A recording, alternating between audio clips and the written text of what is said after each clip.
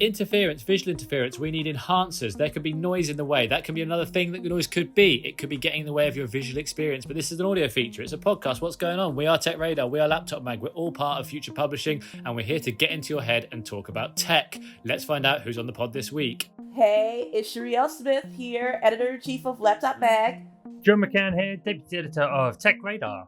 Gerald Lynch, Executive Editor of TechRadar.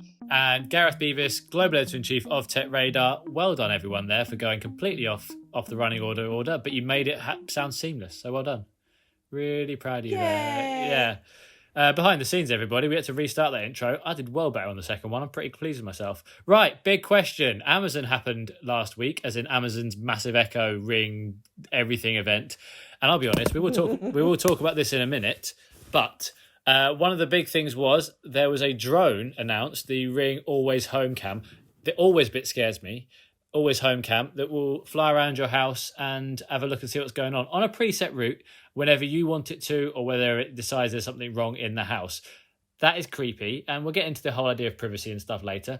But the idea of something flying around your house is pretty cool. So what do we think we would like to have flying around our house? Gerald, I feel like you can start with a nice piece on this. I have two ideas. One is, both are bad, but both would be good. So I would quite like a decent sized screen that can fly around my house so I don't have to miss a moment of a show or a sporting event that I may be watching when I have to do other things, such as cooking or using the toilet.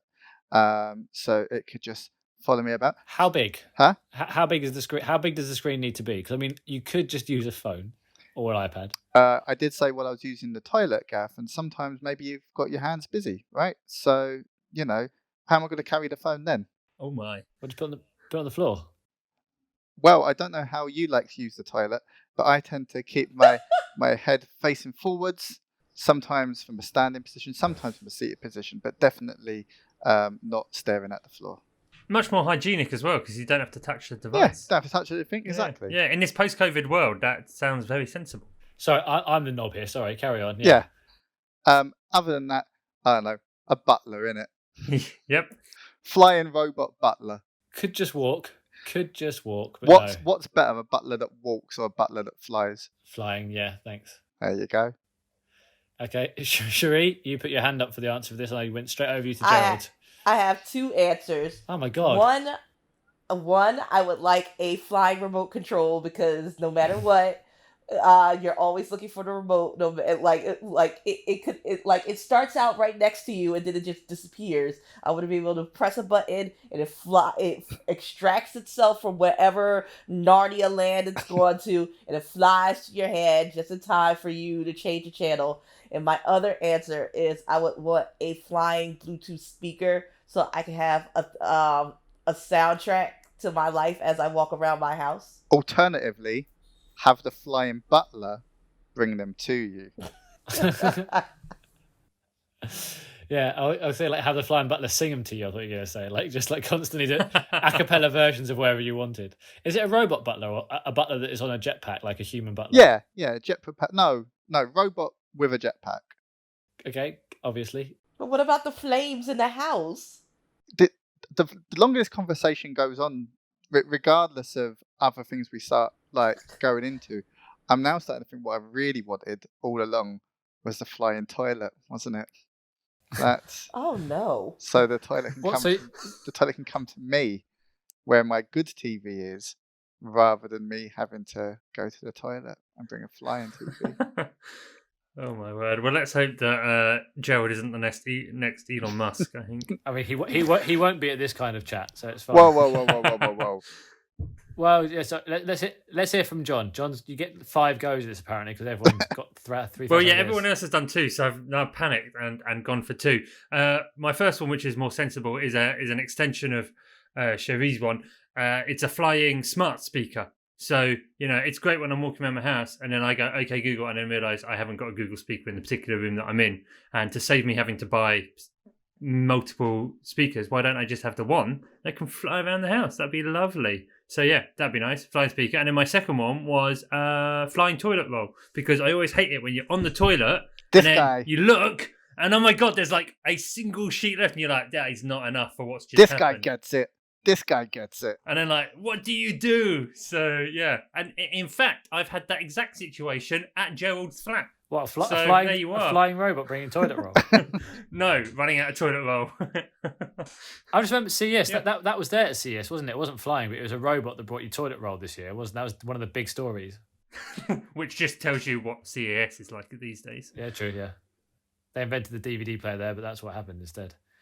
I've been trying to think about something like this because I keep coming up with really boring ideas, like flying extension lead because I sometimes can't reach behind my sofa to get it. I'm like, I wish you could. That is boring. Wish you could fly up. Yeah, that's number one. Second one, a flying mirror. Yeah, also boring. Next. Hmm. No, just like not like all the time, but sometimes I need to have a quick check on something. I've got to go to the mirror. Like, It's miles away. what, at home? Like, Yeah. What are you? What you checking? What's my? What are you I I checking, remember Gareth? when Oh, he's Gareth's looking. in the toilet, he likes to look down, doesn't he? We've already established that. So Gerald, don't make me open up a private conversation talking about you and mirrors.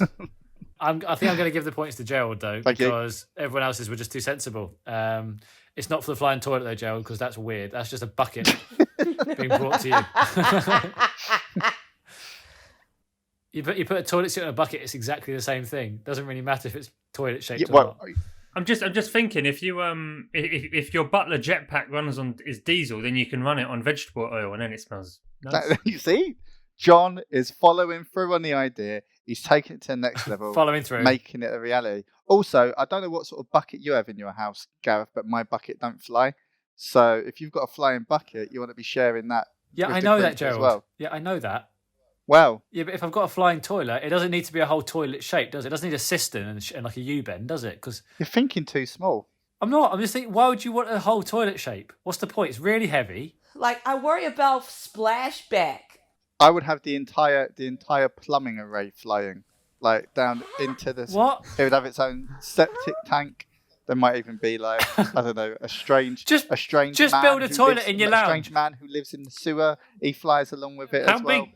How big are your doorways? How big are your rooms to basically have an entire flying bathroom follow you around?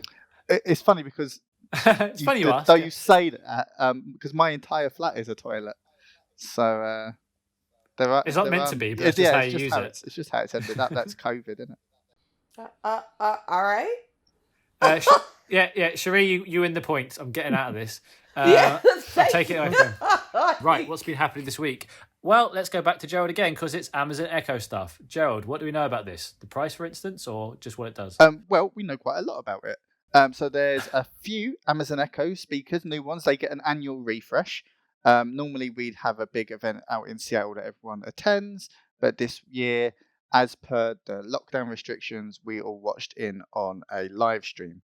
So there are new Echo Dots. You've got a kids edition, you've got a regular Echo Dot edition, and you've got a regular Echo Dot Clock edition. Then you've got an Amazon Echo, which is your standard go-to Echo, and then you've got the Amazon Echo Show 10. Now, all of them look a lot different this year. So you've got more like a dome-like shape to the speaker enclosure. Think a crystal ball, but fabric. Yeah, exactly. Half a football, 2/3 of a Death Star. However you want to call it. So they've lost that kind of cylindrical shape, and they're going for something that Amazon thinks fits more naturally into your home. I don't know if that's necessarily true. I think they look. I agree. I think it looks way better now. This kind of like ball with a flat Well, bottom. one of the things that they said during the event, which I thought was quite interesting, was when that first Echo speaker was launched. Cast your minds back. It was a very tall, plastic case with like Pringle tube. perforated holes in it. It looked very industrial. It looked very gadgety, and it's an interesting thing about when you introduce a new product category, right? You want this thing to look like the future. You want it to look like a gadget, So having this speaker which looked not like a regular speaker, not fabric covered, no sort of visible driver units and that kind of stuff, kind of served it well in saying this is something new. This is something that you've never seen before, never used before, and you need to think about this differently. Now that the Echo line has become a little bit more familiar to us, actually having a speaker that looks a bit more like something that could sit in the background of your home, something that is a little bit more softer looking, kind of makes sense now. You don't have to explain away the contents of the product through its visual design anymore. So I thought it was a very interesting remark they made. As for the speakers themselves, they reckon that the spherical shape will improve audio performance, give you a bit more of a not quite a surround sound effect because the driver units are still front facing, but a better dispersion of sound. And the kids edition of the Echo Dot looks like a panda or a tiger, so that's cool, right? Any big podcast fans there would have noticed that Gerald went into professional mode. Whenever he starts to describe something, he goes from like Gerald having toilet chat to like, and here's some really interesting facts. I have got it in me. And, I have got it in me when I want to. And also we should talk about the all new Echo Show 10 as well. So as you know, you can get some Echo speakers that come with a built-in smart display, and you can get things like the latest headlines, weather, news reports, sporting scores, and smart home controls, all that kind of jazz. This one now, sporting scores, yep. Sporting scores, the ball kicking, so the new Echo Show 10 kind of has a kind of a cylindrical base, not unlike the Echo Studio, maybe a little more kind of tubby than that, but it also sits on a swiveling base upon which is also a 10-inch display.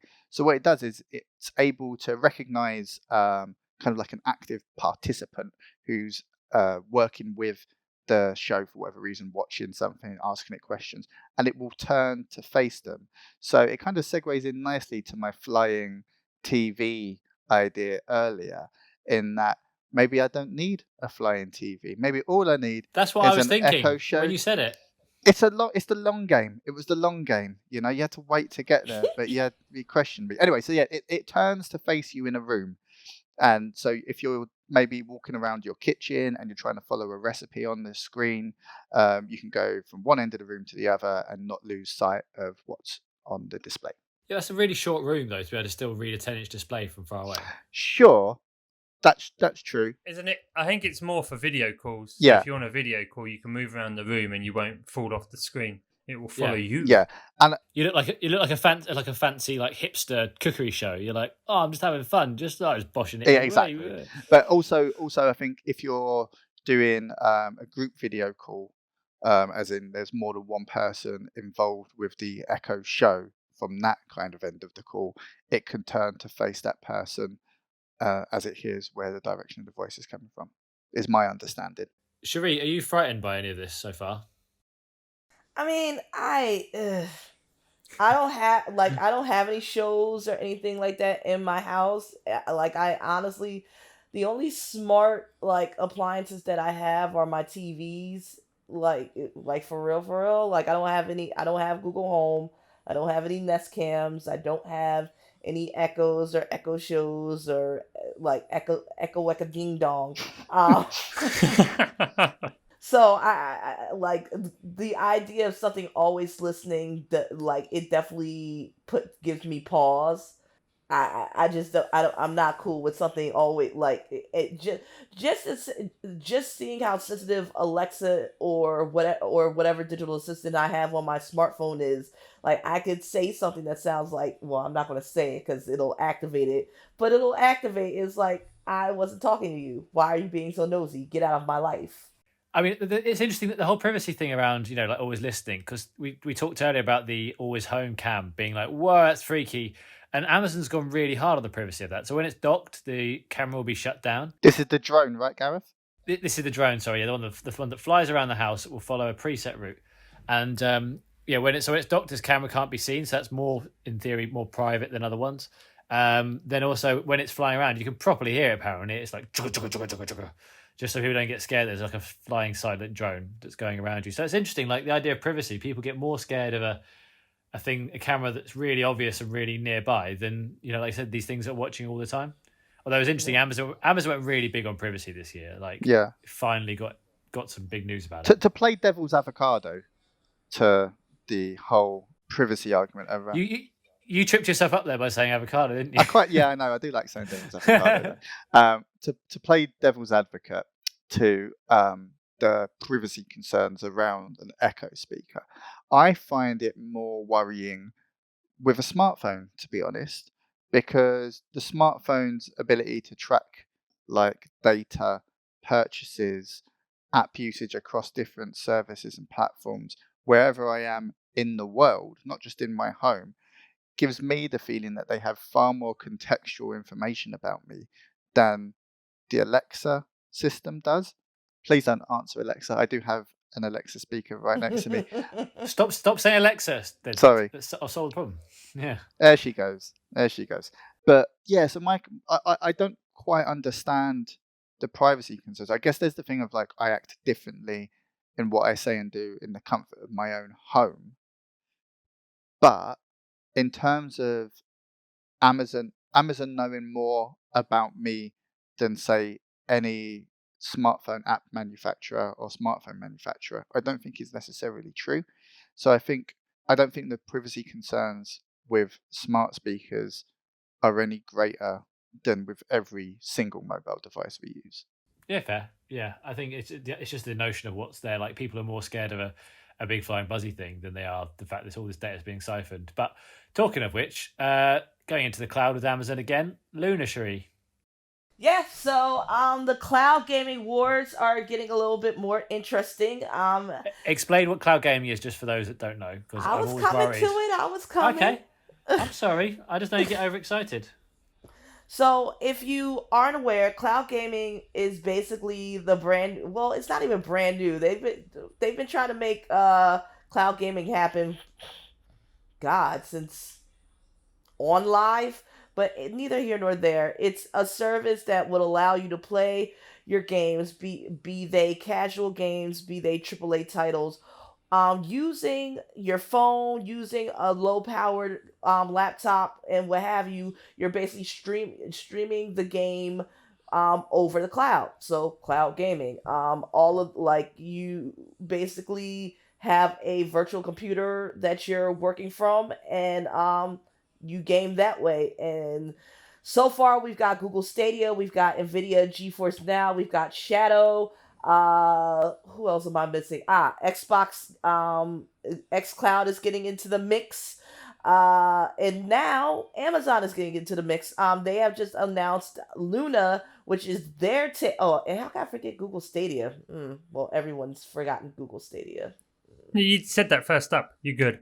It's just so Amazon's getting into the fray with Luna, and they are opening up for pre-orders. Well, you can sign up. They're not letting anybody in yet, but it's going to be interesting to see what Amazon does with this, because not only is this a new gaming service for them, and they've been kind of dabbling in the game production side of things with Valorant. Which, is that even still available to play? Did they take that down? I lost track of it. It seemed like it was a big hit, and then they were like, I think we're taking our ball and go. I think it's still going. Yeah, so they started there, and now they're going, and they own Twitch. So this has a lot of applications for them if they manage to pull this off right.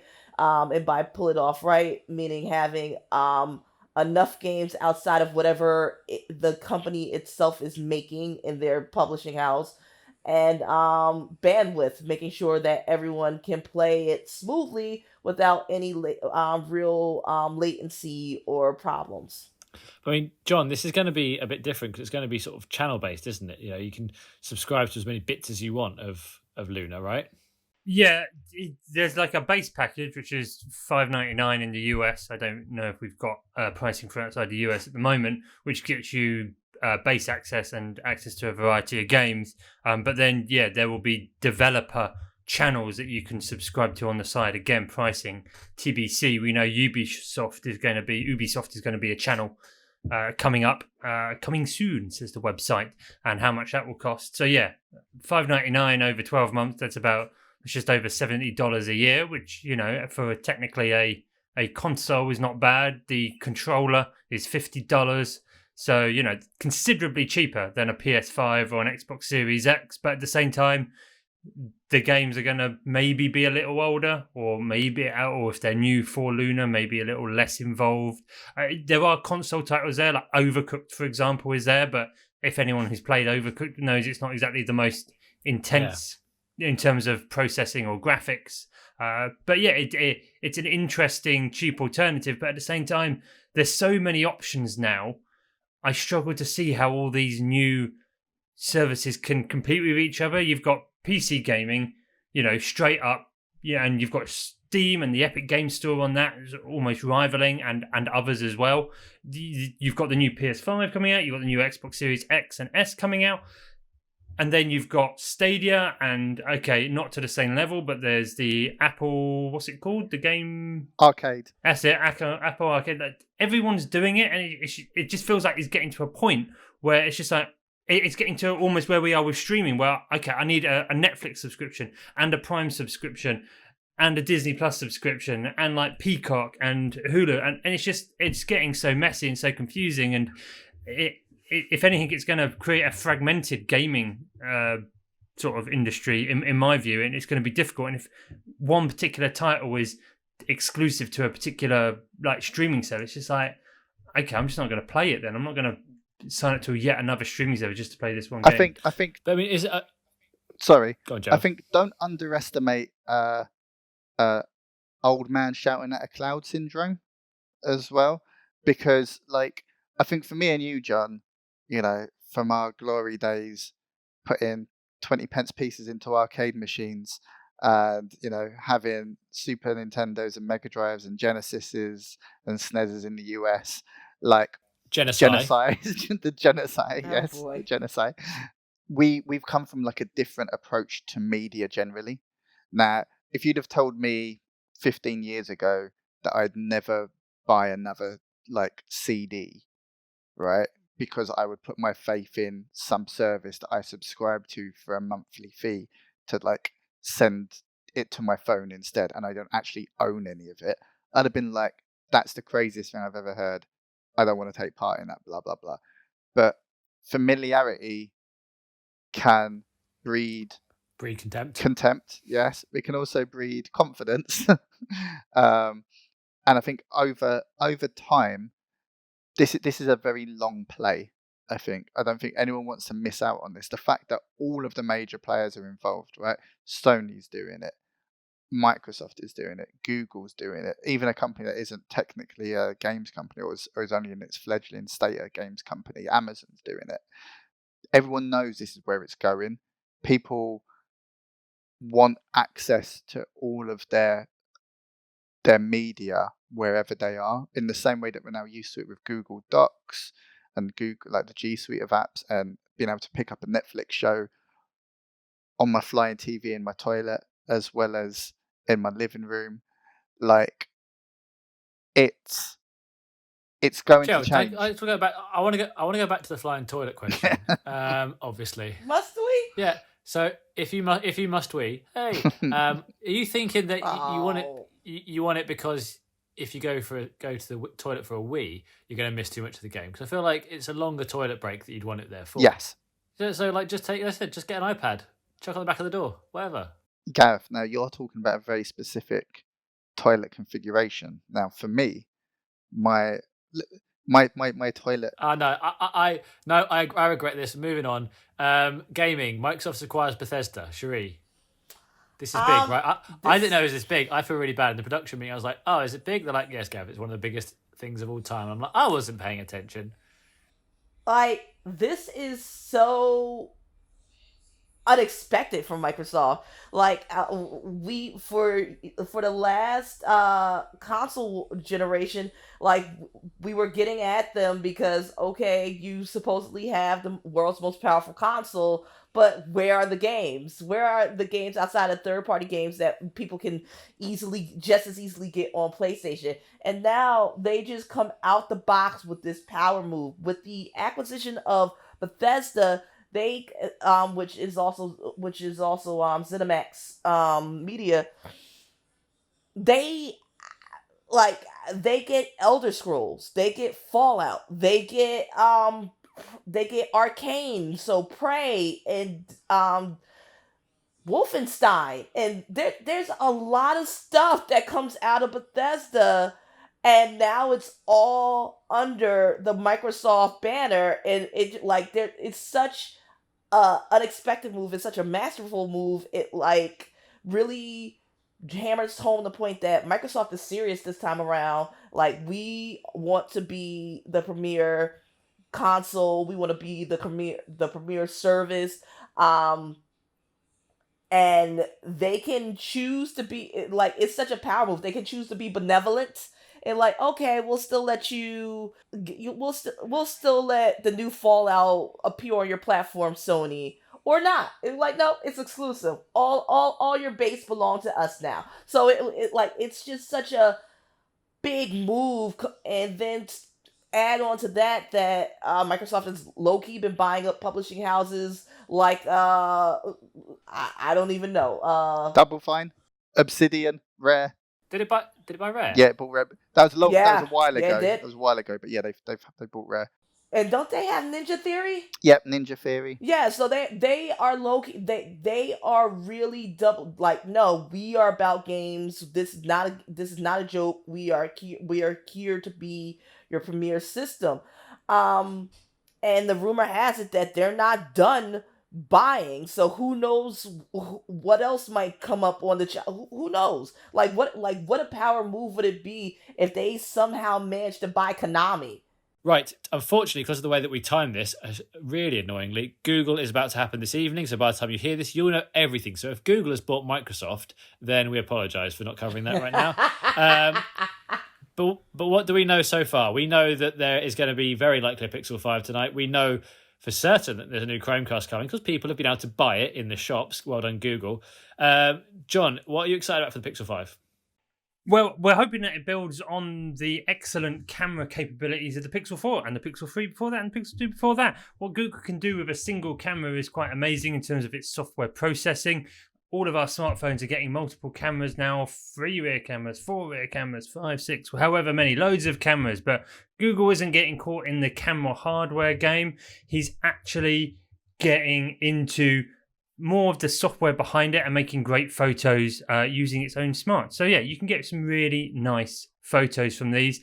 Pixel 5, hoping that it again takes another step forward in the photo arena, but also it looks like it's going to bring 5G with it, which is always nice, although 5G to a lot of people is still, because it's not actually really available in many places. It will be great in a few years' time where it's completely rolled out and the speeds are cranked up to another notch as well, but what it means right now is that you get future-proofed through it.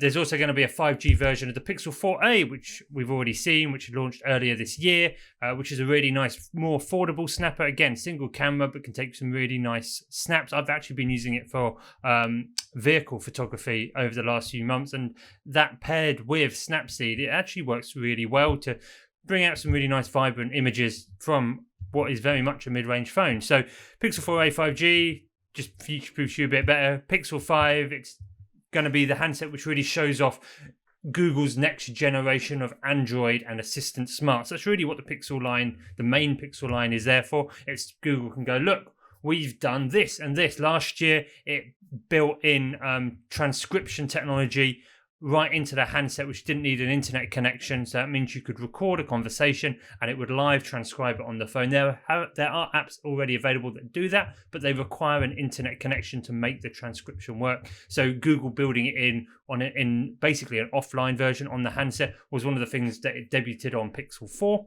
So we can expect more sort of software innovation from Google with Pixel 5.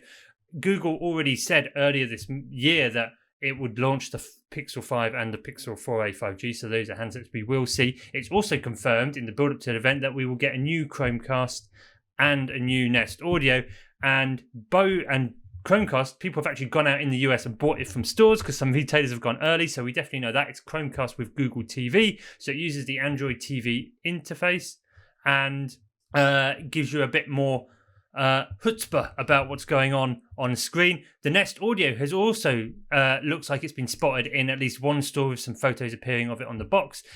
Looks like it might be a new Echo rival, maybe a replacement to the Google Home, but there'll be full coverage on all of Futures Technology sites this week. That was very slick, John. Very slick indeed. Sherri, the final thing we want to get on before we get to the news blast where Gerald is going to smash it up is Intel 11th gen laptops. Are they good? Really? They are actually good. I had the pleasure of reviewing 2 of the first to be out, the Asus ZenBook 13 and the Asus ZenBook Flip S. They have 11th gen Core i7 processors, both of them, and they also have Intel's new integrated graphics, the Xe graphics, which actually allows you to play some AAA titles on something as thin and light as a Dell XPS or a ZenBook. I put this to the test. I played Control. Granted, you can only play it on low, which meant that when I was trying to avoid enemy fire or navigate, there was just a whole bunch of motion blur when I turned, which was disorienting, and there was a little bit of stutter, but it actually worked, and I was pleasantly surprised. The thing that is really with any new processor generation, you expect more power, more performance, so you are going to get that, and there's going to be more power efficiencies, but Intel is rolling out the evolution of Project Athena, and it is now called Project Evo, and some of those things that come with being a Project Evo laptop, you get Thunderbolt 4, USB 4 is coming, Wi-Fi 6, and the laptop in question has to be thin and light, and it has to have at least 9 hours of battery life. And I'm seeing that so far the laptops are living up to the hype. I actually gave the ZenBook 13 a 4.5 stars, editor's choice. So it's a $1,000 laptop. It lasted about 12 hours on a charge. Comfortable keyboard, lovely display. The Flip S is my favorite of the 2. It's just got all the bells and whistles, and I love extravagance. It's a beautiful 2-in-1. It's got a 4K OLED touchscreen, and that does kill the battery a little bit, which is unfortunate. Worth it. But it is, oh my God, when you look at the display, you're like, yes, it is worth it. So if I had to recommend, if you think you're going to be on the go or you just don't like plugging in your system, definitely go for the ZenBook 13. If you want all the bells and whistles, then go for the Flip S. It's absolutely gorgeous. Well, I think I do want to get an Intel processor with a laptop involved as well now. I feel like you've told me that it's all the truth. I'm very glad that it's living up to the hype. I'm really excited to put it to the test against some AMD Ryzen processors to see how that's going to look. Right, let us go to the news blast. Gerald, are you ready for this? I think so. What I think is interesting is while we've been talking, Gareth has been deleting my notes that went alongside these pieces to make it more difficult for me, I think, to beat his record, which he thinks he's doing slyly because everyone else is paying attention. But I've got my eye on both the podcast running order and the podcast video stream at the same time. And he's running scared. I'd say he's running scared. And I have the added distraction of my little brother constantly trying to call me at the moment as well. So, yeah, he'll have to wait. Hope that ain't an emergency. There, Joe, have it all back then. Go on then. I just didn't want you to read it out. It looked too scripted to me, so I was like, No. It was so that I didn't make mistakes. But fine. They are. They're all back. They're all back now. I'm not afraid. I want to make sure that our listeners get accurate reporting, not just fast reporting. Well, it's the name of the game, Gerald. You've got to balance the two. They're not going to get either, to be honest. Let's see. Right, Gerald, are you ready? It's going to go. I'll do my best. 3, 2, 1, go. Amazon Prime Day cheap sales kick off on the 13th and 14th of October. Scientists are developing a new coronavirus tool that lets you use your computer to track the build of the virus. Borat 2 is coming to Amazon Prime Video exclusively. The LG Wing 5G is priced revealed at $999. Batman is getting a scripted podcast telling a new story exclusive to Spotify. HTC's foldable phone may be in the works based on a new patent. Google Docs gets a dark mode for iPhone. Disney Plus is adding a new watch-along mode where you can add emojis as you view. Farmville is shutting down. NHS COVID-19 app in the UK has been downloaded 12 million times. You can get a load of new free Xbox games this month as part of your subscription, including Sphinx Curse of Mummy and the Maid of Skier, as well as Costume Quest. You should be charging your Nintendo Switch every 6 months, or the battery may die. NVIDIA G-Sync now works with the new RTX cards and Ampere cards with LG OLED TVs. And I've run out of things on my list. That was 13. Boom. Well done. With time to spare. All Yeah, right. well done. That was good. I'm just waiting for Gareth's excuse as to why you haven't beat him, though. Well, I've got a couple. Farmville shuts down. What more do you need Farmville to know? shut down. Everyone knows what Farmville is. It's shut down, mate. You know what Farmville is? It shuts down at the end of the year, and on Facebook only. I said it's shutting down. You said shut down. Farmville shut down. To shut down, I said. Go back and listen to the thing. What do afterwards? Farmville to shut down. Farmville is shutting down. Well, I'm going to give you. I can't say anything against that. I just as long as it's accurate, that's all that matters. Let the readers decide. That's what I say. Let listeners decide. I've given people headroom as well by just beating your record and then just walking away with 10 seconds to spare. No, it was very, very good. Well done. It's like when that race where you see Usain Bolt looking over his shoulder, because he's finished and he knows he's finished. He's like, these losers. Fair play. In my dust. In my dust. Yeah, well, I'll be back again. Don't worry. But very well done, Gerald. Take a big game player like me will go around, look in the mirror, and say, "What can I do better?" And I will do that. You did amazingly well today. Yeah, I mean, a underdog like me would remember that Gareth tried to delete my notes. Yeah, but I was worried you're going to write. I was worried that I was worried you're going to read off them, and you didn't. So fair play. I didn't. No. I don't need that. I don't need to cheat to be successful. I would just have explained some of the stories better, but that's just me. I just like to do it properly. But you did really well, so I'm proud of you for that.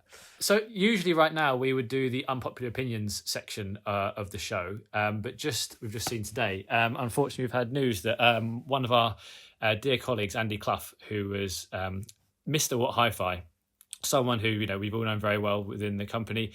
He's been an absolute stalwart of What Hi-Fi, has unfortunately died at the age of 58. So that's just coming in right now. I just wanted to quickly bring that up because I think for me, Andy Clough was a wonderful editor. We became colleagues, I think, a couple of years ago when Future acquired Haymarket and What Hi-Fi came along. But I've known What Hi-Fi in the industry for so many years because it's that absolute archetypal brand that knows exactly what it's doing and does it amazingly well. And Andy was absolutely the linchpin of that.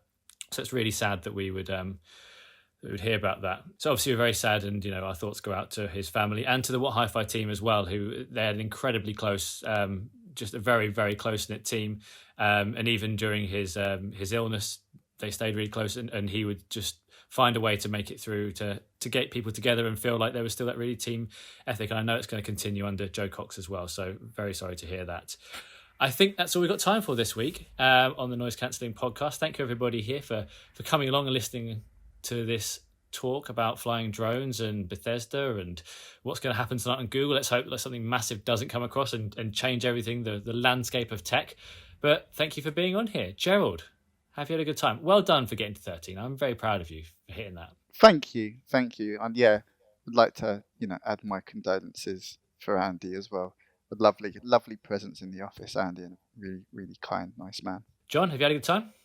I have had a good time. Rest in peace, Coffee. Sherri?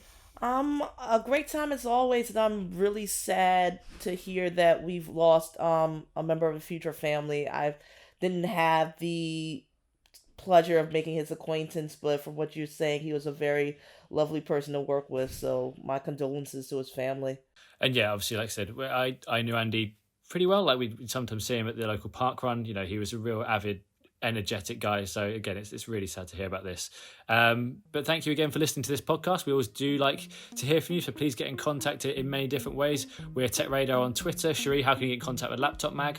You can get in contact with me, Miss Smith 11, MISS Smith 11 on Twitter and Instagram. And of course, go to Laptop Mag, Laptop Now, Laptop Before, and Laptop Forever.